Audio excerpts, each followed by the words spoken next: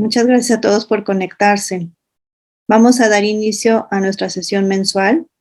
Nuestra sesión del día de hoy es relacionada al tema de tuberculosis, todo relacionado al área de microbiología. Le damos la más cordial bienvenida a nuestro ponente el día de hoy. Él es el ingeniero Aldo Salcedo. Muchísimas gracias por haber aceptado la invitación y por acompañarnos el día de hoy. Él es ingeniero, estudió la carrera de Ingeniería Biomédica en la Universidad Autónoma Metropolitana, tiene una maestría en MBA y además lleva 3 años como especialista de producto del área de biología molecular. Le agradecemos muchísimo haber aceptado la invitación y pues vamos a dar inicio a nuestra sesión. Le cedo el micrófono y si gusta ir proyectando su presentación, ingeniero. Muchas gracias, doctora. Pues bueno, al contrario, muchas gracias por la invitación. Siempre es un gusto acompañarles. Directamente ahorita ya se puede ver la presentación. No, todavía no, se ve la pantalla.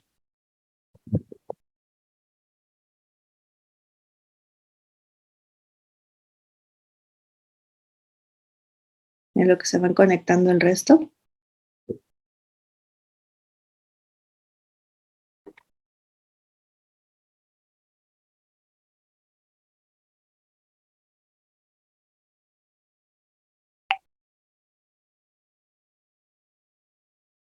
Listo, no sé si ya está. Listo, ahí ya se ve.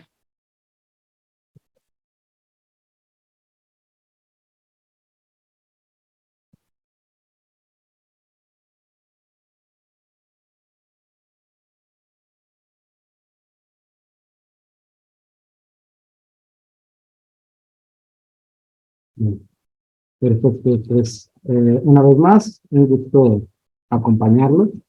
Yo les estaré hablando del impacto de la biología molecular en el manejo de problemas de salud, en este caso directamente relacionado con la tuberculosis.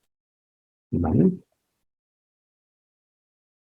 Entonces, bueno, de últimas fechas esto se ha hablado un poco más en el sentido de que, bueno, vamos a empezar con que la tuberculosis sabemos que es una de las enfermedades infecciosas más antiguas, directamente desde 1882 es conocida, suele afectar pulmones, es causada por la bacteria Mycobacterium tuberculosis, que bueno, eso ya tienen el dato, y algo que la hace realmente importante es que es la 9ª causa mundial de muerte, ¿no?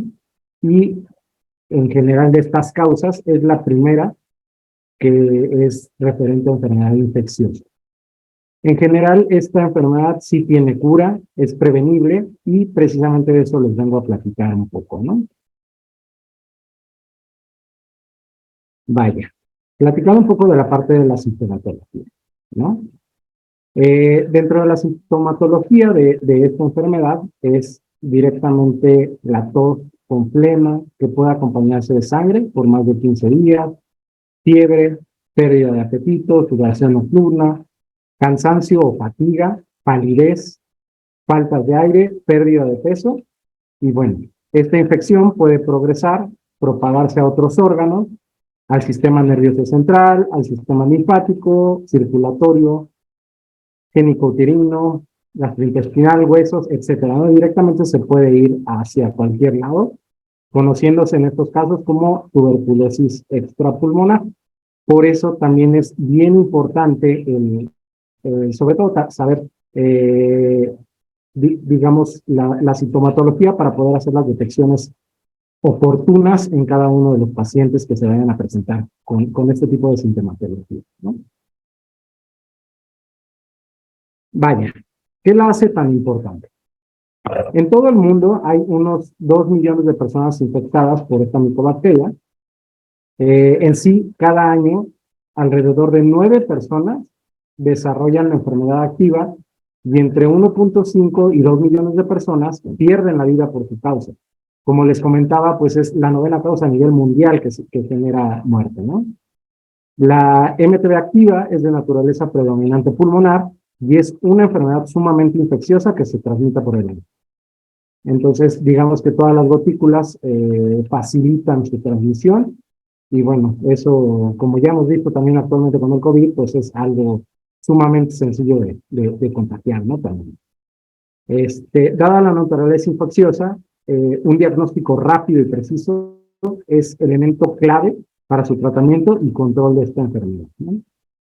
El tratamiento conlleva la administración prolongada de múltiples fármacos y suelen ser muy efectivos.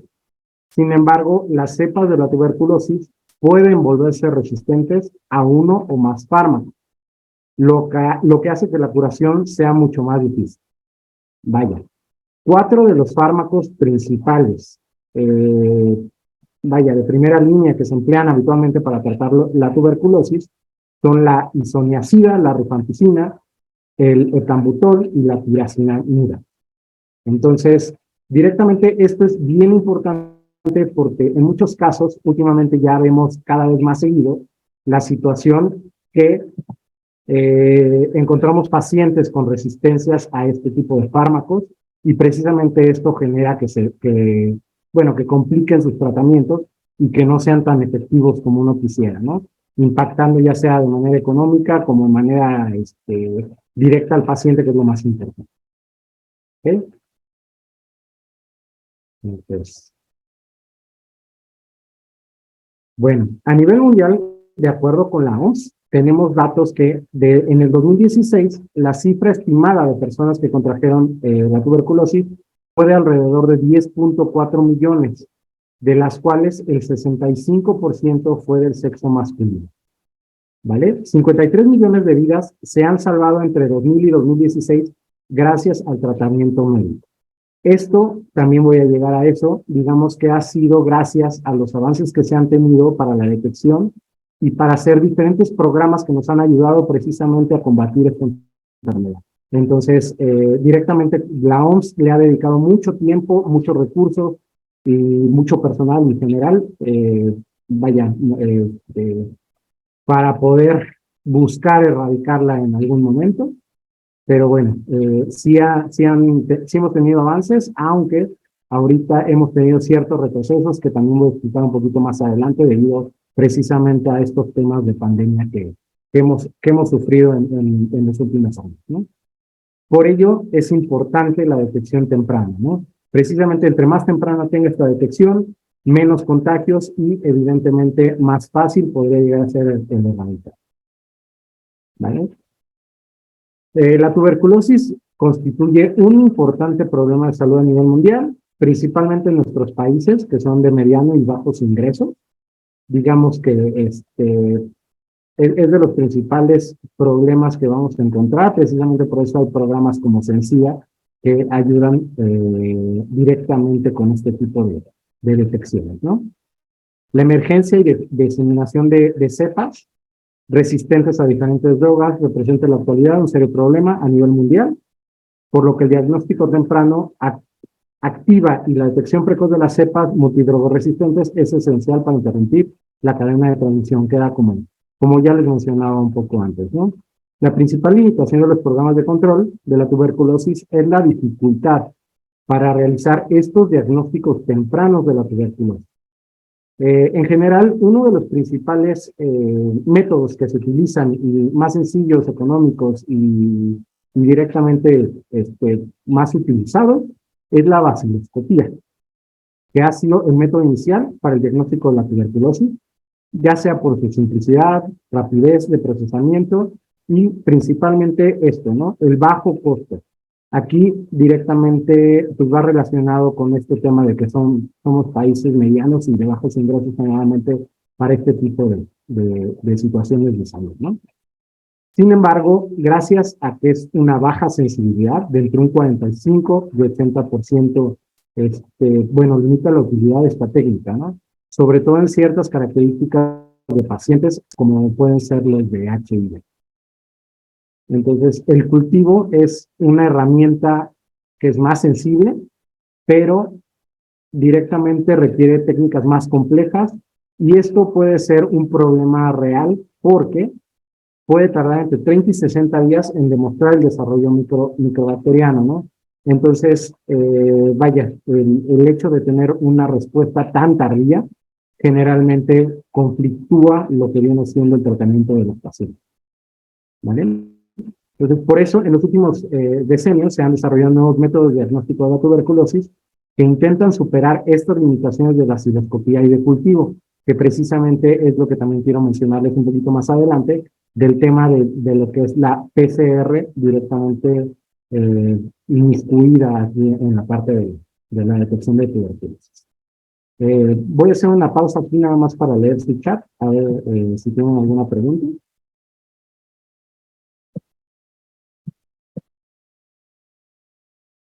Ok, perfecto. Entonces, vamos a contestar entonces las preguntas al final. Tendremos 15 minutos y bueno, estaré leyendo directamente el chat o su micrófono para escuchar las preguntas.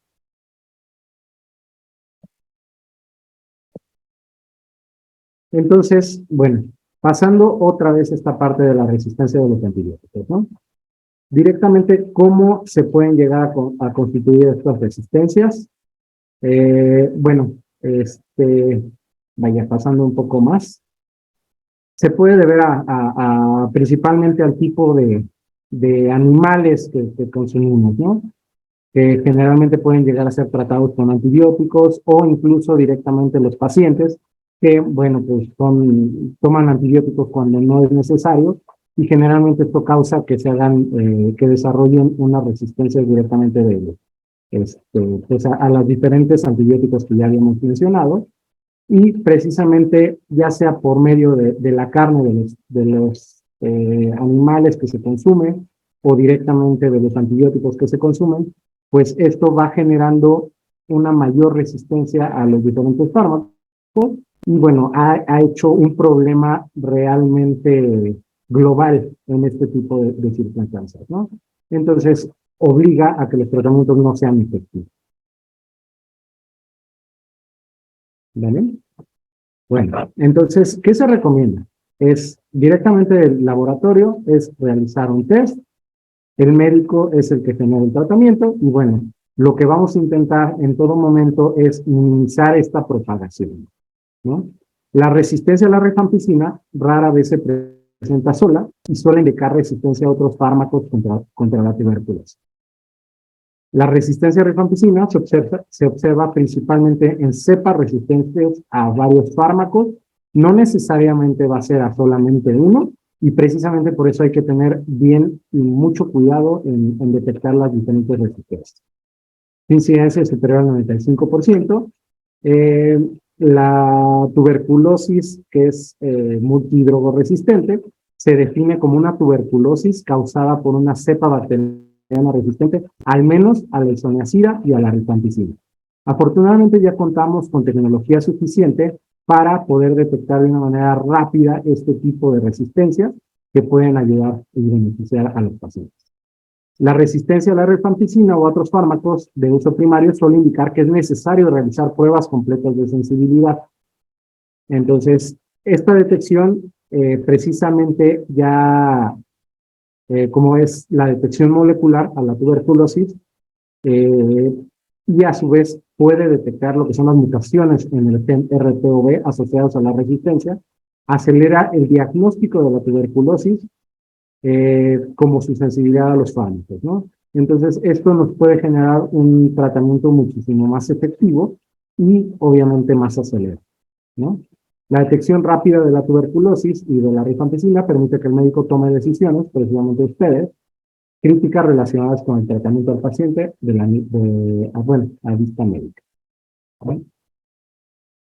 Tan es así que ya hay ese temor directamente relacionado con la tuberculosis, que hay artículos que incluso ha sido tan peligroso los pacientes o el temor a las diferentes resistencias que han sido detenidos en ciertos lugares, como en este caso, o han sido estudiados precisamente para evitar este tipo de situaciones y que puedan llegar a ser un problema mundial, ¿no?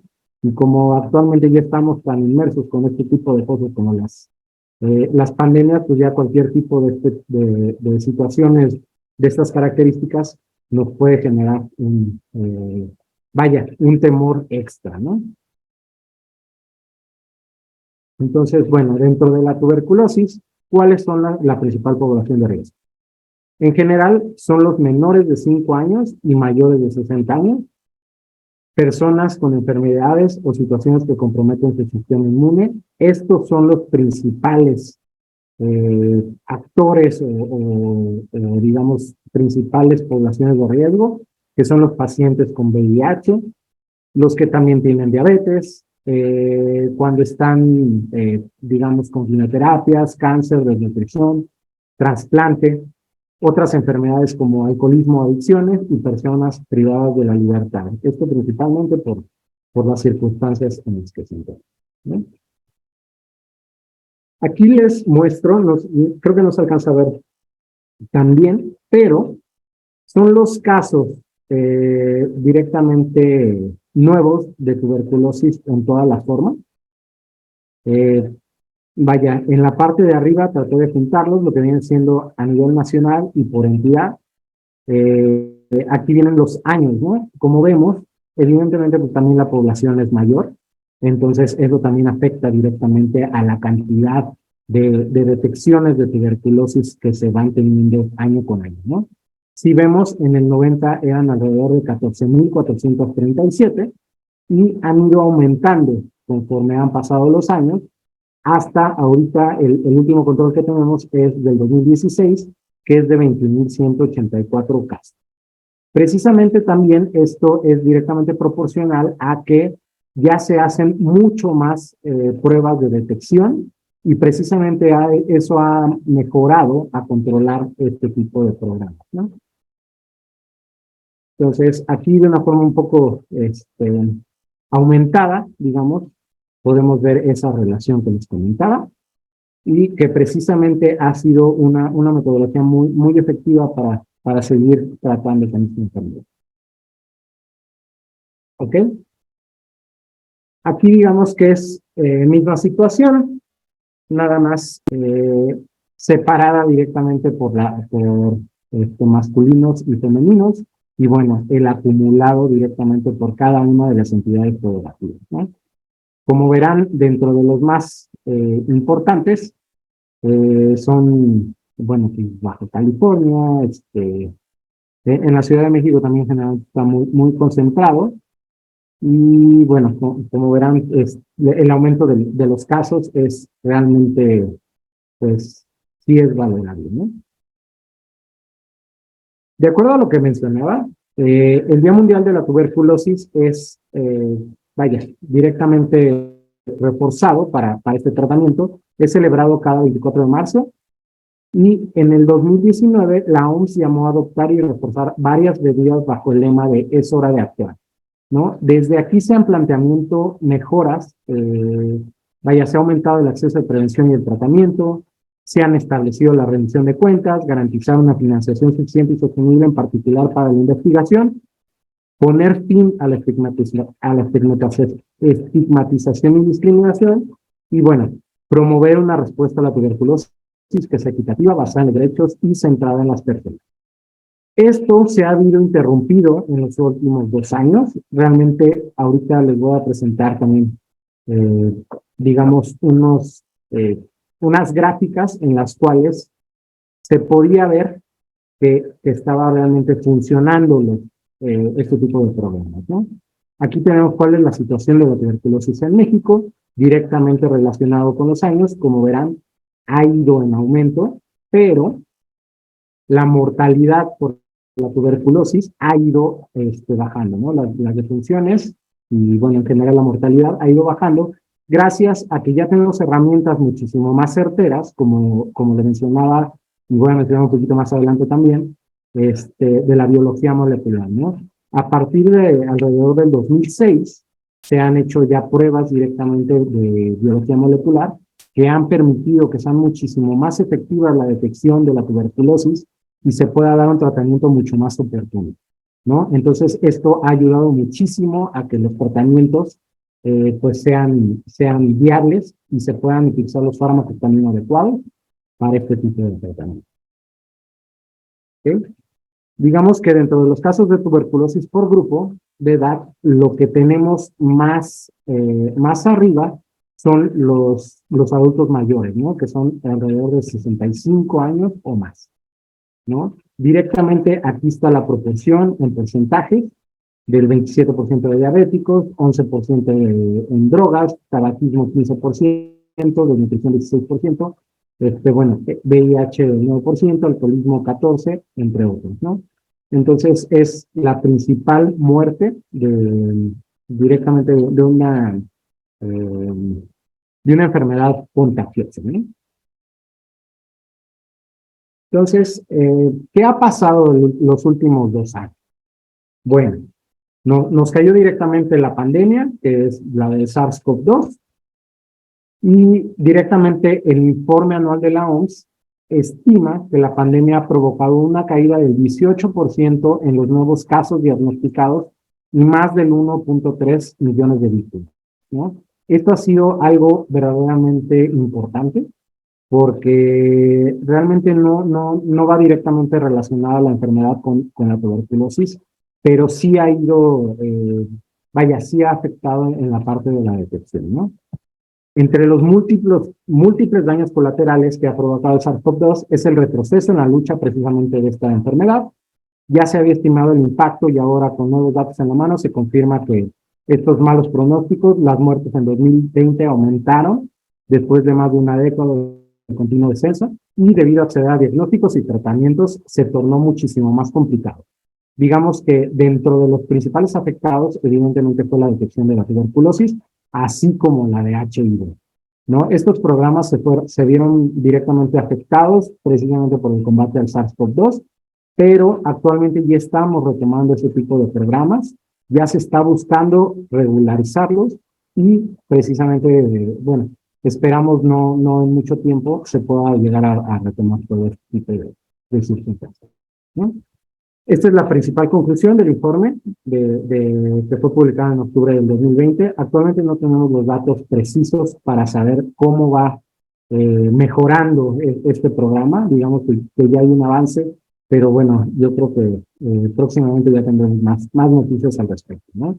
Pero sí cabe mencionar que pues es una noticia alarmante, que es un llamado de atención urgente que, bueno, este tipo de circunstancias no se pueden dejar de lado, ¿no? En el 2020 fueron alrededor de 300,000 fallecidos más por tuberculosis de lo que normalmente se está acostumbrado a nivel mundial. Y bueno, el informe, como les mencionaba, bueno, fue de 1.5 millones de fallecidos.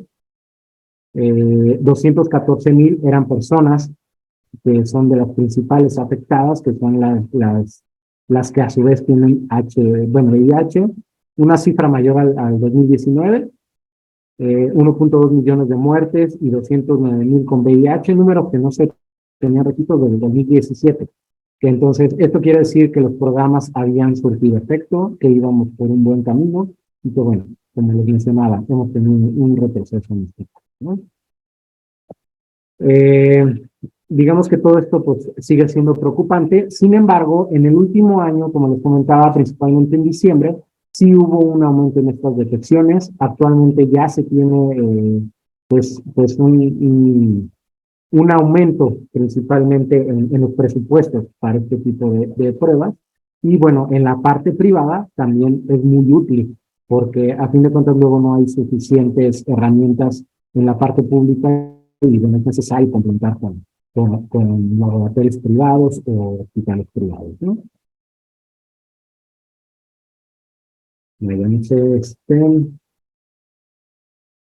Para la parte de lo que viene siendo los estándares de diagnósticos de la tuberculosis, ¿no?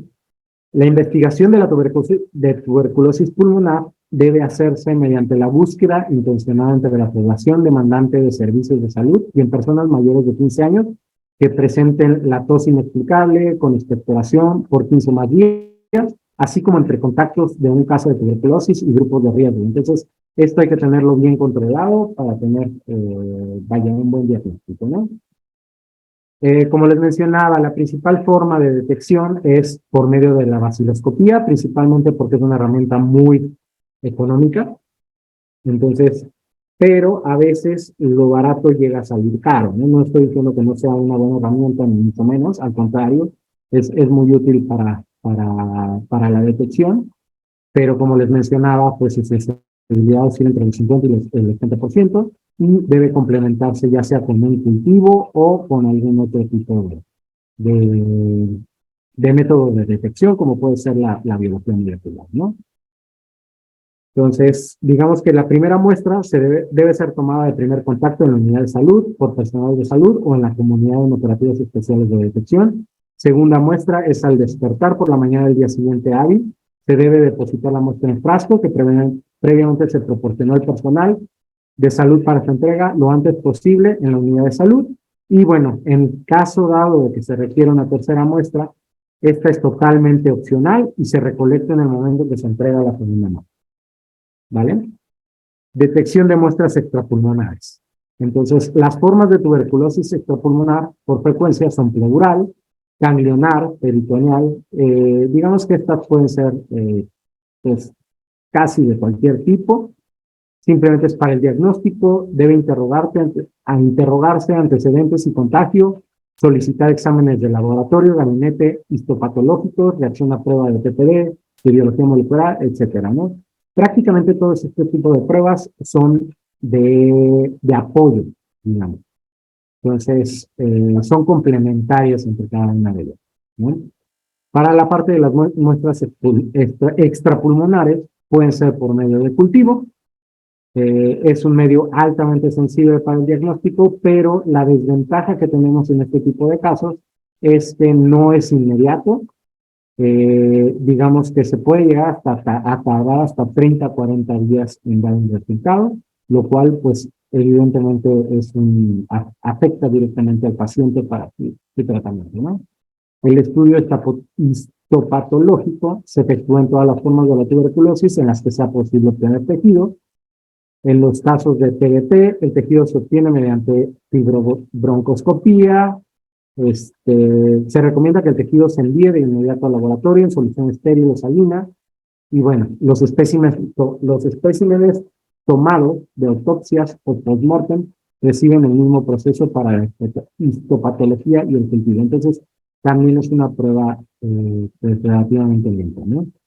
El estudio inmunológico es una prueba cutánea, la prueba de tuberculina o PTB, derivado proteínico purificado, puede ser útil para apoyar el diagnóstico en casos en los cuales la baciloscopía es negativa, en particular en niños que han estado en contacto con enfermos de tuberculosis.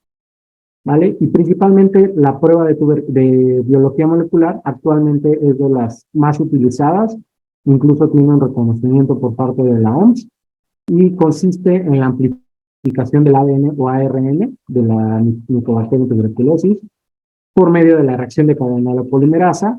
Se realiza en laboratorios de referencia certificados y es útil para diagnóstico de tuberculosis extrapulmonar. En este caso, actualmente en el laboratorio de Olarte, ustedes cuentan con esta prueba, ¿no? La PCR se identifica el ADN o ARN de la micobacteria en muestras clínicas o permite confirmar que la VAR observados aislados son efectivamente de la micobacteria. En este caso también tienen directamente en esta prueba lo que viene siendo la resistencia a la rifampicina. Entonces, en un mismo cartucho ustedes pueden realizar este tipo de pruebas. ¿Vale? Entonces, bueno, pasamos a la parte de la biología molecular. Como bien les mencionaba, es directamente lo que viene siendo una amplificación del ADN por medio de 3 procesos que son relacionados directamente con copias que se van haciendo pues, directamente tomando el ADN, se va extrayendo, se va partiendo y posteriormente se va reunificando y haciendo copias de cada uno de estos para detectar principalmente en este caso la micobacteria y lo que viene siendo el gen RPOB para la resistencia de la rifampicina. ¿Vale? Entonces, les voy a hablar un poco también de la solución que ustedes tienen actualmente en su laboratorio. Entonces, es un equipo totalmente, bueno, está automatizado, que no necesita de instalaciones especiales. Vaya, lo tienen directamente en su laboratorio. generalmente este tipo de pruebas son de alta complejidad, entonces requieren unas instalaciones muy amplias, que en este caso pues, no es necesario con el equipo que cuentan actualmente en el arte. Vaya, lo único que utiliza este equipo es lo que viene siendo como tal un equipo y un cartucho referente donde ustedes meten sus diferentes tipos de muestras, ya sean pulmonares, extrapulmonares, en un solo cartucho, y con este cartucho ustedes pueden hacer la detección. ¿Por qué es bien importante esto de la detección de la PCR en tiempo real con este equipo? Bueno, porque como ya les había mencionado, dentro de los tipos de detección, este les va a ayudar en darles un resultado en alrededor de 66 minutos, entre 66 y 77 minutos, lo cual va a permitirles dar eh, vaya un diagnóstico claro, efectivo y empezar a tratar instantáneamente al paciente en cuanto ya tengan un resultado de sus pruebas, ¿no?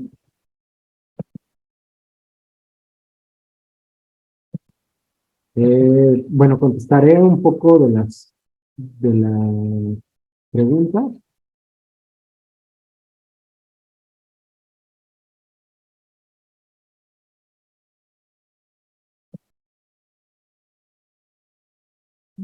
¿Quiere que se las vayamos leyendo, ingeniero? Sí, por favor. El tema de precios se los podemos enviar directamente para que ustedes lo tengan. Dosis de medicamentos en niños, ahí sí, no lo sé, lo desconozco para niños. Podríamos basarnos en las guías de práctica clínica para ver qué recomiendan, pero eso sí. Esta prueba es la que se conoce como Gene Expert, ¿verdad, Efectivamente, ingeniero? es la prueba allí.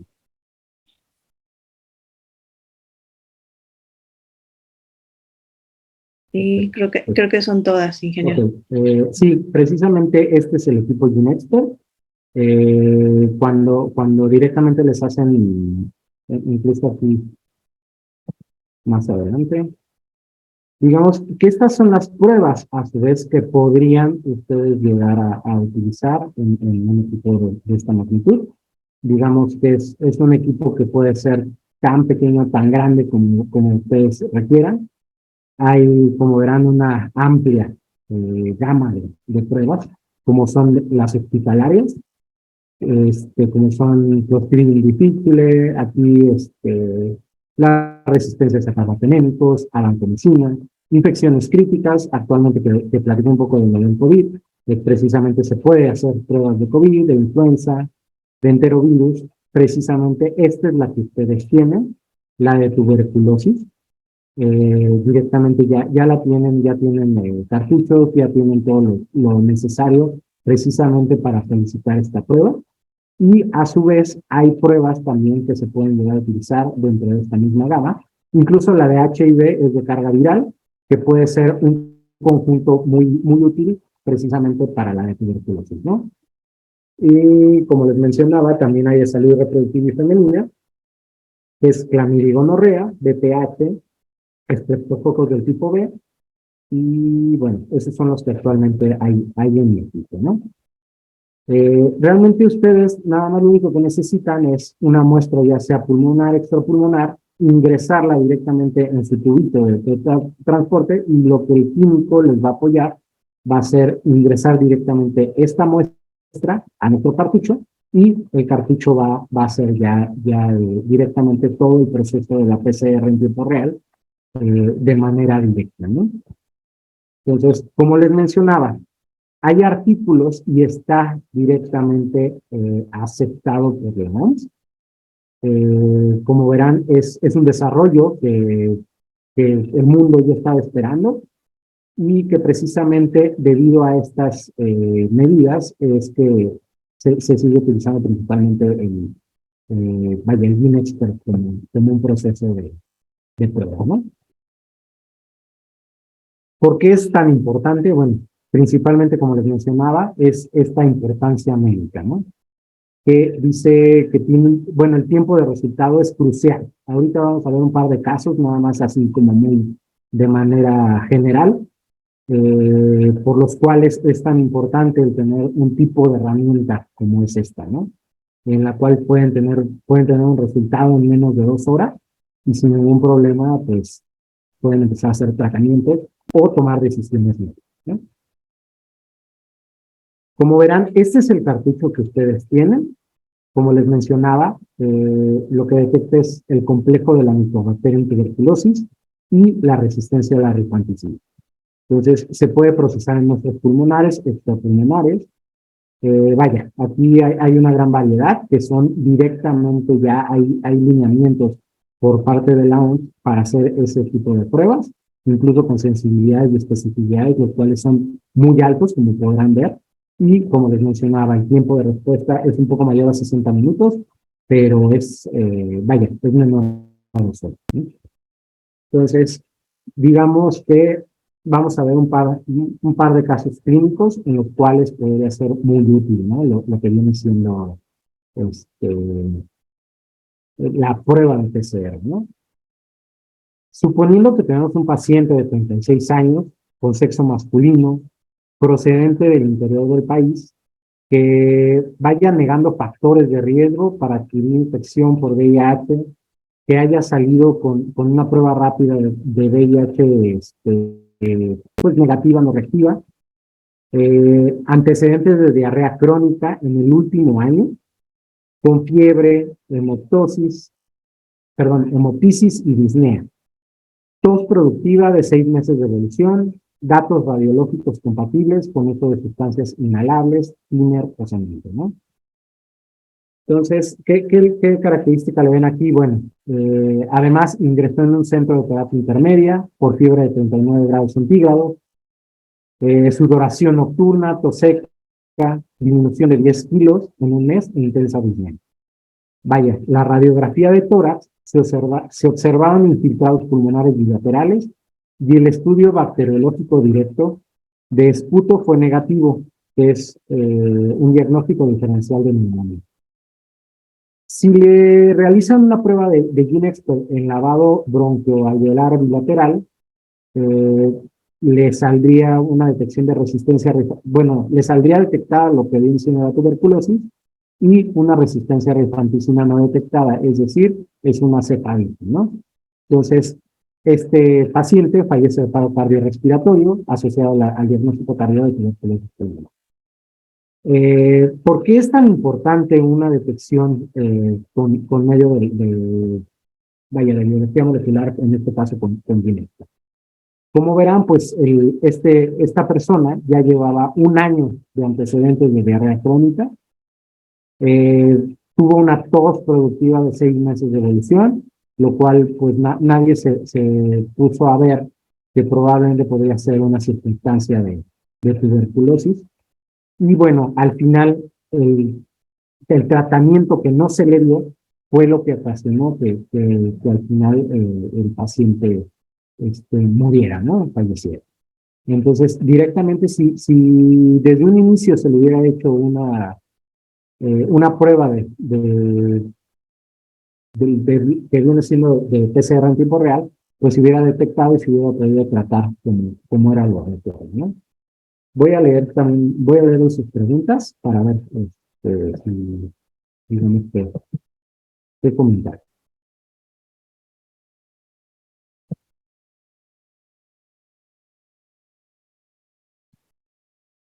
¿Cuál es la sensibilidad de la prueba?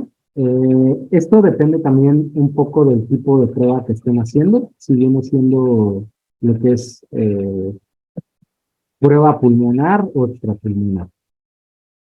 Ya está contestado. En falsos negativos de TB renal, ¿cuántas veces hay que realizar los cultivos?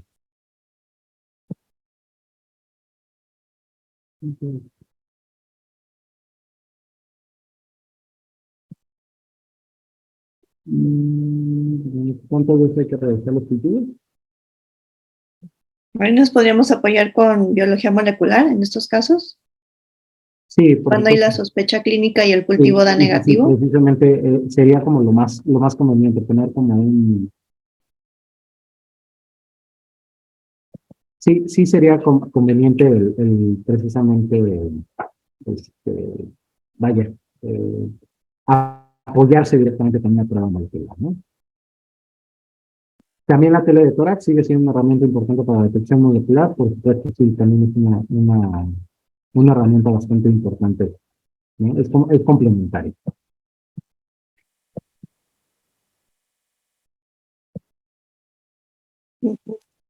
Sí, lo que comentaba Fátima, que además con la contingencia la mayoría de los pacientes con tos y fiebre se enfocaban en COVID y por eso es importante tener en mente a la tuberculosis.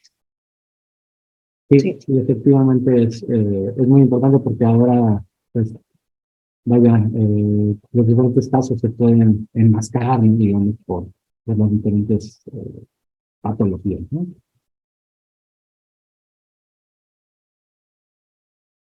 Y bueno, también aquí les pongo otro caso de un paciente hospitalizado de HIV positivo sin antirretrovirales, ¿no? Digamos que, suponiendo que tenemos un paciente de 30 años, sexo masculino, que ya ha sido diagnosticado con VIH positivo, se realiza una prueba, bueno, en este caso, un HIV de carga viral, y sale un logaritmo 5.8 con un CD4 de 92. A su vez, se le puede realizar una prueba de tuberculosis por medio del lavado bronquial, y bueno, baciloscopía positiva. Inicia test el mismo día del diagnóstico y posterior a 45 días inicia los antirretrovirales. Digamos que esto es bien importante porque a los 6 meses el paciente presenta una mejoría con, bueno, con un logaritmo de 1.8, con un CD4 de 650 y con una beca negativa. Porque es bien importante también porque de esta manera pueden tener el diagnóstico muchísimo más rápido y principalmente en este tipo de pacientes, digamos que se pueden ir muy rápido debido a que, bueno, los de HIV primero hay que tratar la parte de la tuberculosis para poder iniciar también su tratamiento de retrovirales, ¿no?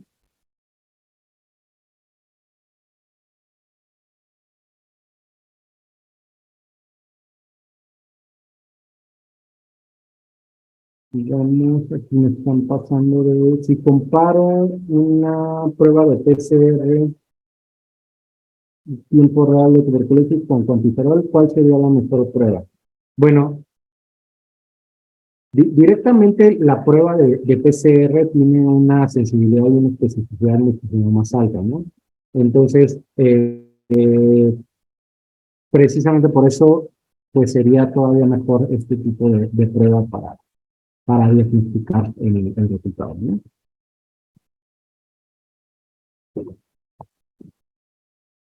Y voy a ver si hay más preguntas.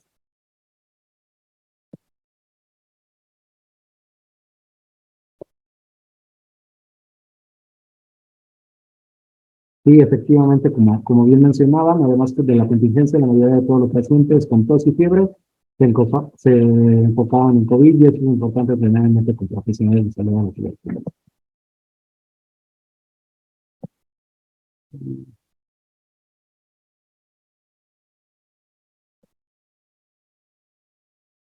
Ingeniero, entonces por PCR podemos aceptar cualquier tipo de muestra, se puede procesar cualquier muestra. Sí, prácticamente. De hecho, nosotros tenemos incluso un manual que les podemos compartir precisamente para las pruebas extrapulmonares del tratamiento que tienen que hacer previo a procesarla en el equipo de treatment. Okay.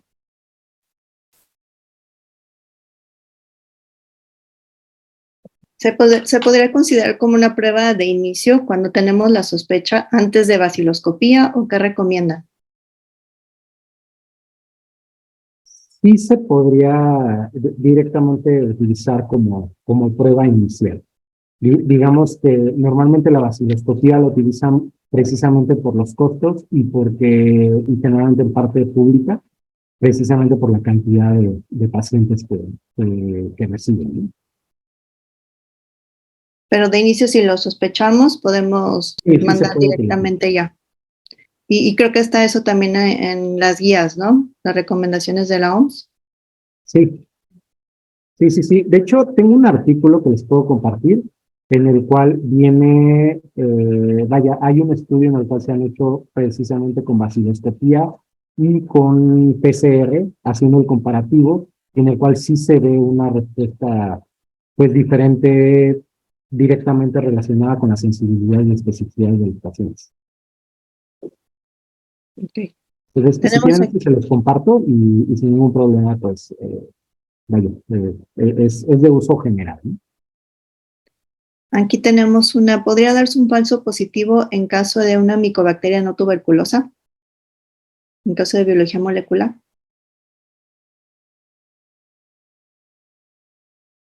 No, realmente no, no se podría ver. A ver si... ¿Sí? Porque directamente las sondas que se utilizan son específicas para esta micobacteria. Entonces, digamos que no detectaría alguna otra, ¿no? A menos que tuvieran las sondas para esto. Aquí hay una pregunta de María del Socorro. En Hospital General refieren que están tratando muchos casos de tuberculosis y el tratamiento es con 4 tabletas diarias, ¿no? El medicamento es lo correcto. Ahí sí no sabría del tema de tratamiento. En cuanto al diagnóstico, se realizan 3 bares para el diagnóstico, sí. De hecho, sí está en el algoritmo diagnóstico, las vaciloscopías. Si está negativo y continúan con la alta sospecha, se puede recomendar hacer otra vez las vaciloscopías, el cultivo o ya irse a métodos de biología molecular. Vaya, cualquiera de las dos. Yo recomendaría por los tiempos precisamente el molecular, ¿no? Si está en sus posibilidades, ¿no? Porque muchas Sí, veces sí, contamos con recursos limitados y así por es. eso mandan vaciloscopías, ¿no? Pero si está disponible cultivo y biología molecular y está Sí, la alta sospecha y siguen con vaciloscopías negativas, se pueden ocupar estas alternativas, ¿no? sí, de hecho sería como lo más recomendable. Ujú. Hasta aquí tengo de preguntas.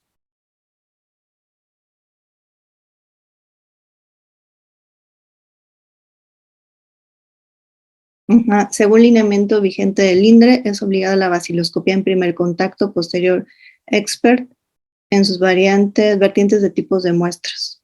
Ujú. Sí, sí, sí, sí, efectivamente. Es correcto.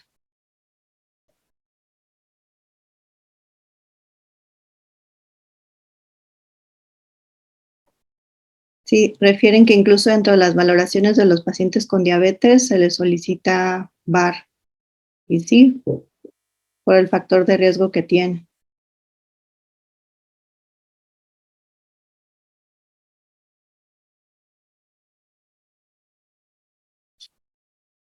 Sí, son todas las preguntas que tengo al momento. Bien, doctora. Sí, ingeniero. Sí, nos comparte María Fátima Morelos. En México es un programa muy fuerte y bien estudiado el de la tuberculosis. Sí, efectivamente, desgraciadamente los últimos 2 años, como les mencioné, sí fue bastante impactado por lo de la pandemia del COVID. Entonces, actualmente estamos recuperando precisamente todo ese programa que ya se había evolucionado y que había mejorado tanto, ¿no? Sí es. Pues son todas las preguntas que tengo. Le agradecemos muchísimo haber participado con nosotros. Agradecemos a todos los participantes que se unieron con nosotros a este webinar. Les agradecemos sus preguntas. Puede que tengan alguna duda ahí de el costo de la prueba, indicaciones. En el laboratorio ya lo estamos haciendo. Si tienen alguna duda con el envío de alguna muestra, con mucho gusto los podemos orientar. Y pues vamos a dar por concluida la sesión el día de hoy. Le agradecemos mucho, ingeniero, por la participación. Gracias a todos los participantes y quedamos al pendiente de ustedes. Que tengan muy buena noche. Perfecto. Muchas gracias. Hasta luego. Gracias a todos.